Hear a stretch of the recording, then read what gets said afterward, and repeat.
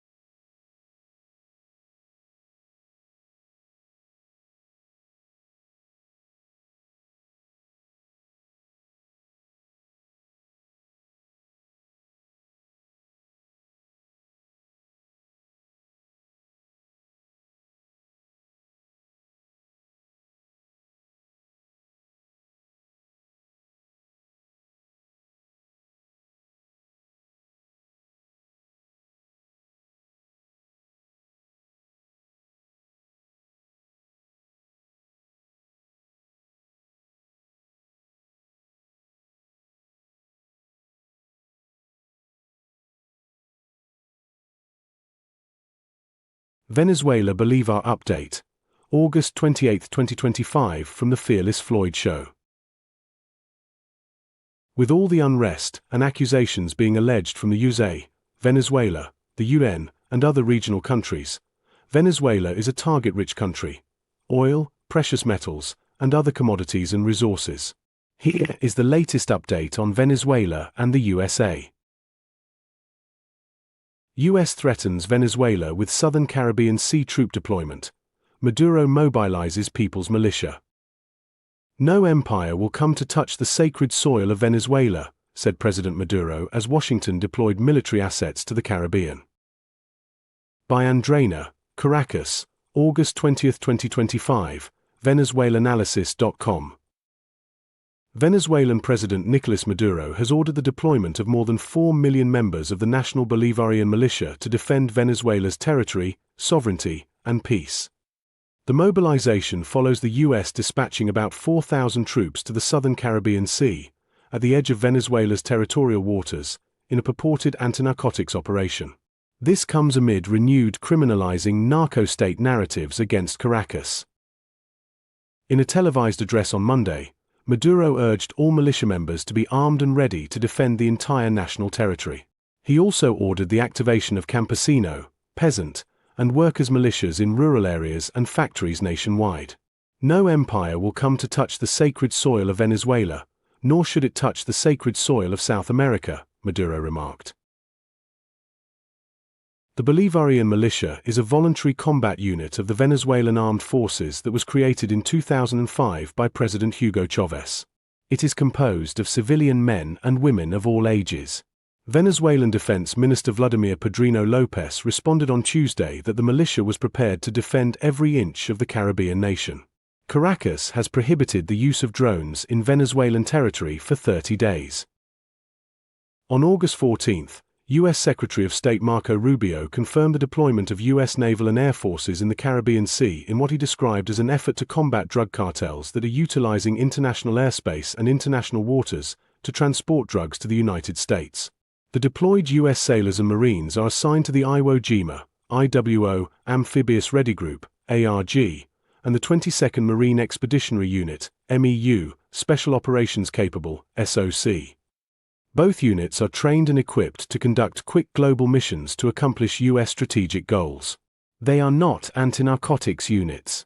At a press conference, Rubio identified as a primary target the so-called Cartel de los Soles, which Washington alleges is led by Maduro and other high-ranking Venezuelan officials intent on flooding the U.S. with narcotics.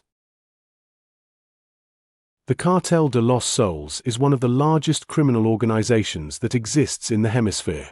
It is indicted in the federal courts of the United States, Rubio said. He added that the U.S. does not recognize the Maduro government, calling it a criminal enterprise that threatens U.S. national security and oil interests in Guyana, referencing ExxonMobil's operations in the disputed Essequibo region. Over the years, U.S. authorities have provided no court-tested evidence of narcotics activities by the Cartel de los Soles. The alleged cartel was designated on July 25 as a foreign terrorist organization by the U.S. The designation was previously applied to the extinct Tren de Aragua gang to criminalize and forcibly expel Venezuelan migrants in the U.S. without due process. A declassified U.S. intelligence memo dismissed the alleged ties between Tren de Aragua and the Maduro administration. The gang was dismantled by Venezuelan authorities in 2023. On Tuesday, August 26, White House Press Secretary Caroline Leavitt said that Trump is prepared to use every element of American power to stop drugs from flooding into our country and to bring those responsible to justice, when asked about military operations against Venezuela. The troop deployment follows reports that President Donald Trump signed a secret executive order directing the Pentagon to use military force against Latin American drug cartels designated as terrorist organizations. According to U.S. media, the Trump administration has also allocated 3 Navy destroyers, a nuclear-powered attack submarine, and a guided missile cruiser, among other assets, to the U.S. Southern Command. On Tuesday, an anonymous U.S. Defense Department official said the military assets would be deployed over the course of several months. A Reuters report published on Monday, August 25, stated that the 3 Aegis-guided missile destroyers would arrive off the coast of Venezuela within 36 hours. However, investigations have confirmed that there are no U.S. warships currently en route to the area. The U.S. counter-narcotics extraterritorial military operation follows the August 7 announcement that Washington was raising the bounty for information leading to Maduro's arrest or conviction from $25 million to $50 million. In an August 13 interview with Fox News, U.S. Attorney General Pamela Bondi claimed that authorities had seized over U.S. $700 million in assets belonging to the Venezuelan leader, but independent investigations found that there is no documentation tying the alleged assets to Maduro or other officials. An independent investigation by La Tubla blog found that the U.S. lacks any records or legal documentation linking the alleged seized assets to Venezuelan officials, while the 2 seized jets correspond to Venezuelan state aircraft that were illegally confiscated by the U.S. in the Dominican Republic in 2024 and 2025. Washington has also accused the Maduro government of working with the Mexican Sinaloa cartel. To this, Mexico's President Claudia Sheinbaum has responded that there is no evidence of Sinaloa ties with Caracas. The Caribbean nation has rejected the narco-state allegations as a ridiculous smokescreen and an old narrative that has been reactivated to fuel regime change operations. A communiqué issued on Tuesday likewise called the U.S. military threat an act of desperation. Washington's accusations against Venezuela for drug trafficking reveal its lack of credibility and the failure of its policies in the region, read the statement. It added that, since expelling the U.S. Drug Enforcement Administration, DEA, for espionage and illegal drug operations in 2005, Caracas has successfully dismantled drug trafficking networks. According to experts, the bounty on Maduro and the U.S. military show of force are intended to encourage paramilitary incursions and far-right schemes. Venezuela has previously faced mercenary attacks such as the failed Operation Gideon in 2020. Recently, Venezuelan Interior Minister Diosdado Cabello reported that authorities had thwarted what he termed a new terrorist plot linked to far-right leader Maria Corina Machado, which involved blowing up public spaces and attacking political figures. During his first administration, Trump said that all options were on the table for Venezuela after imposing crippling economic sanctions on the South American nation, which possesses the largest proven oil reserves in the world. In 2020, U.S. forces staged a similar Caribbean military mobilization that was described as the largest deployment since the 1989 invasion of Panama. Several Latin American organizations, social movements, and governments, including Nicaragua, Cuba, Mexico, and Colombia, have strongly condemned the U.S. military escalation as a threat to the region's peace. Last week, thousands of Venezuelans held an anti-imperialist march to reject U.S. aggression. Edited by Syra Pascual-Marquina in Caracas. Venezuela has been targeted by U.S. sanctions since 2017 and faced several mercenary threats in recent years. Radio Mayra Flores. Venezuela denounces U.S. military threat at UN, mobilizes troops to patrol territorial waters and border. Venezuelan armed forces were sent to patrol the country's territorial waters in the Caribbean and at the Colombian border. By Andrena, Caracas, August 27, 2025, VenezuelaAnalysis.com. Venezuela's permanent mission to the United Nations urged member states to demand an end to U.S. hostile actions, following the deployment of troops and advanced weapons to the southern Caribbean Sea. In a letter issued on Tuesday, Caracas voiced concern over the possible imminent arrival of the nuclear-powered attack submarine USS Newport News and the missile cruiser USS Lake Erie, which media reports suggest could reach Venezuelan shores early next week. This constitutes a serious threat to regional peace and security, the statement said.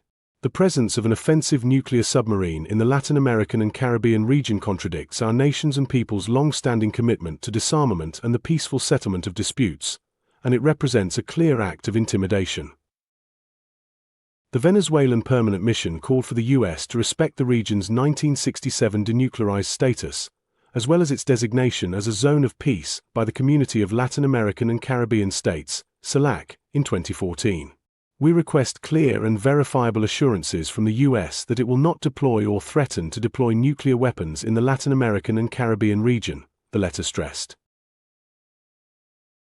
In early August, Washington offered a U.S. $50 million reward for information leading to the arrest of President Nicolas Maduro, accusing Venezuela of being a narco state.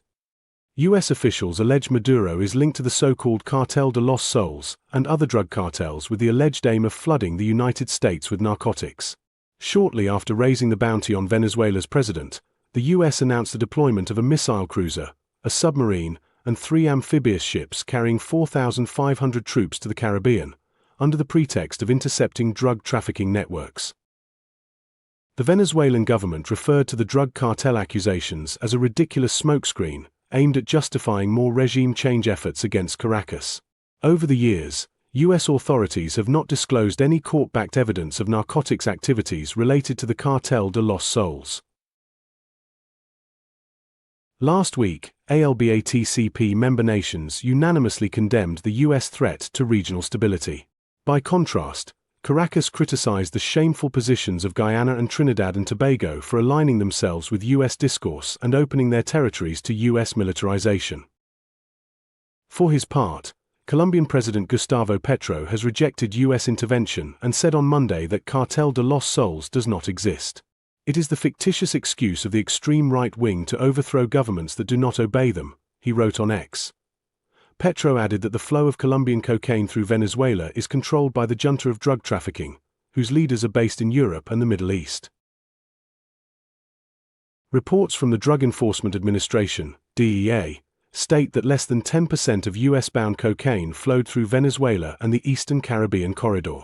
A 2020 document from the Washington Office on Latin America, WULA, by Venezuelan government critics Jeff Ramsey and David Smiled concluded that the country is not a primary transit country for US-bound cocaine and that the bulk of drug shipments reach US territory via Washington-allied countries in Central America. Since the DEA was expelled in 2005, Caracas says the country has made increasing progress in confiscating drugs and drug-related infrastructure.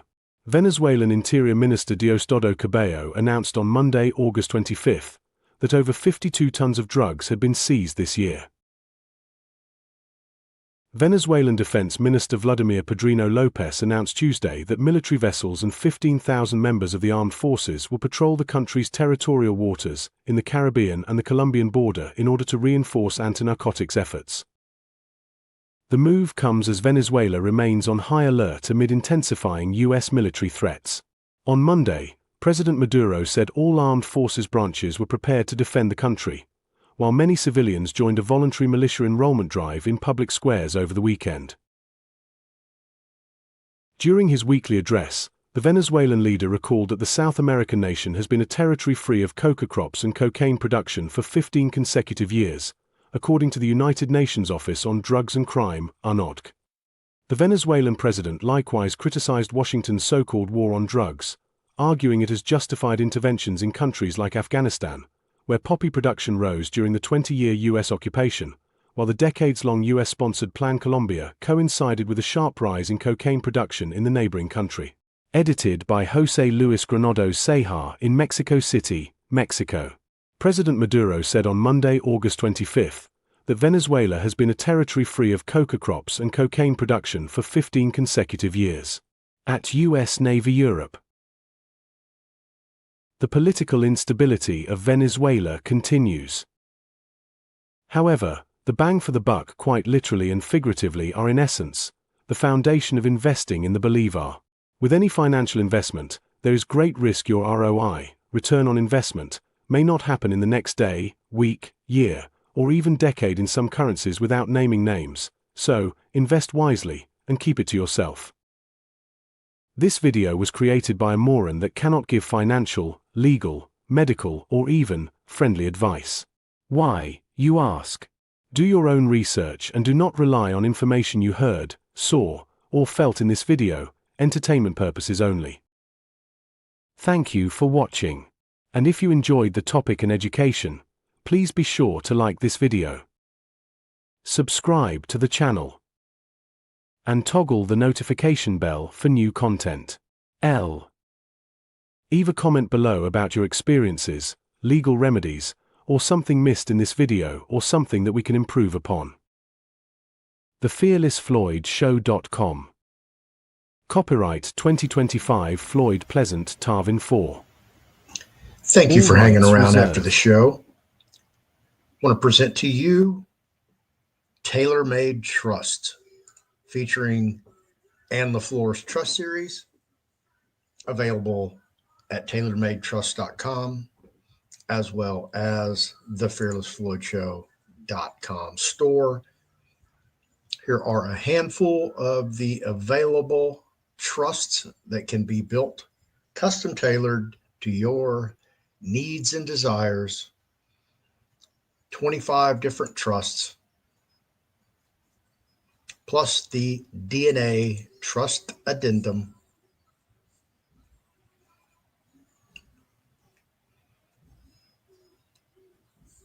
And as always, Ann LaFleur's classic trusts and ancillary classes,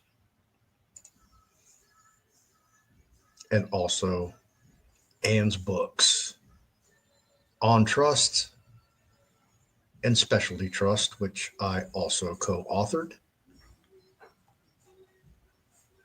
If you'd like to get a class, a book, or have a trust custom built for you, always available at thefearlessfloydshow.com store.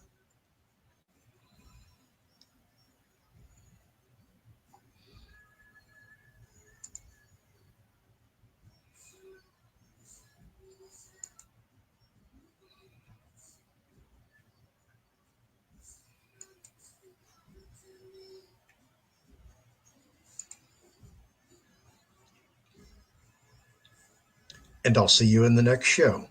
Thank you for watching and have an awesome day.